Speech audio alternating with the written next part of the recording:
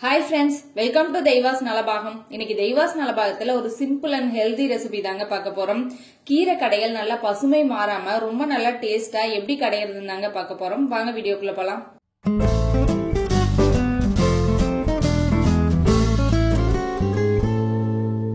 கீரை கடையிறதுக்கு நான் ஒரு கட்ட அளவுக்கு சிறுகீரை பறிச்சு எடுத்து வச்சிருக்கேன். இந்த கீரையை நீங்க பறிக்கும் போது இந்த கீரை மட்டும் பறிக்காம இந்த தண்டோட கொஞ்சம் சேர்த்து பறிச்சிட்டீங்கன்னா ரொம்ப நல்லா ஹெல்தியாவும் இருக்கும், டேஸ்டாவும் இருக்கும். இந்த தண்டுலயுமே நிறைய சத்து இருக்கு, அதனால வேஸ்ட் பண்ணாத கொஞ்சம் சேர்த்து பறிச்சுக்கோங்க. எல்லாத்தையுமே இந்த இளந்தண்டெல்லாம் சேர்த்து பறிச்சு எல்லாமே எடுத்து வச்சிருக்கேன். இப்ப நல்லா தண்ணி ஊத்திட்டு 2-3 டைம் வாஷ் பண்ணி குப்பை தூசு மண்ணெல்லாம் இல்லாம நல்லா கிளீன் பண்ணி எடுத்து வச்சாச்சு. இப்ப இதை வேக வச்சுக்கலாம். ஸ்டவ் ஆன் பண்ணி இது போல ஒரு குண்டா வச்சுட்டு ஒரு 3/4 டம்ளர் அளவுக்கு தண்ணி சேர்த்துக்கலாம். நிறைய தண்ணி தேவையில்ல.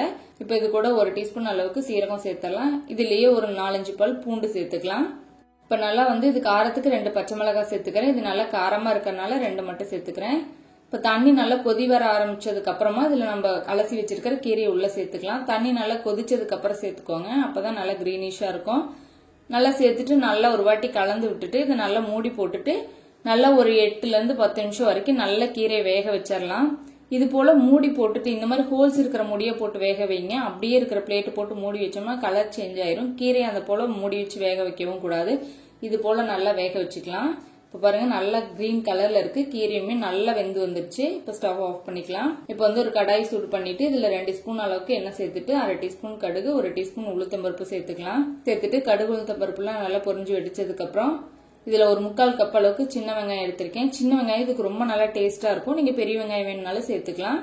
இதுக்கு ஒரு நல்ல வரமிளகாய் 2 கட் பண்ணி சேர்த்திருக்கேன். சேர்த்துட்டு நல்லா ஒரு வாட்டி நல்லா வதக்கி எடுத்துக்கலாம். வெங்காயம் எல்லாம் நல்லா இது போல வதங்கிருச்சு. இதுல ஒரு 1/4 டீஸ்பூன் பெருங்காயத்தூள் சேர்த்துட்டு நல்லா கலந்து விட்டுட்டு இதை நம்ம கீரையில அப்படியே சேர்த்துடலாம். கீரையில சேர்த்துட்டு இந்த கீரைக்கு தேவையான அளவுக்கு உப்பு சேர்த்துக்கிறேன். நான் கல் உப்பு சேர்த்துக்கிறேன். அப்ப கடையும் போது நம்மளுக்கு கொஞ்சம் நல்லா இருக்கும்.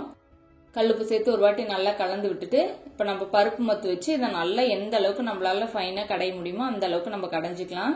நல்ல கீரை வெந்தனால ரொம்ப ஈஸியா கடைய வந்துரும். இந்த அளவுக்கு நல்ல கீரையை கடைஞ்சாச்சு. இதுல நீங்க சிறுகீரை, அரைக்கீரை, எந்த கீரை வேணாலும், குமுட்டி கீரை, அந்த மாதிரி உங்களுக்கு எந்த கீரை இருந்தாலும் இந்த டைப்ல செஞ்சீங்கன்னா ரொம்பவுமே நல்ல டேஸ்டா இருக்கும். நீங்களும் இந்த ரெசிபி வீட்ல ட்ரை பண்ணி பாருங்க. உங்களுக்கு பிடிச்சிருந்துச்சுன்னா லைக் பண்ணுங்க, ஷேர் பண்ணுங்க. நம்ம தெய்வாஸ் நலபாகம் சேனலுக்கு சப்ஸ்கிரைப் பண்ணிக்கோங்க.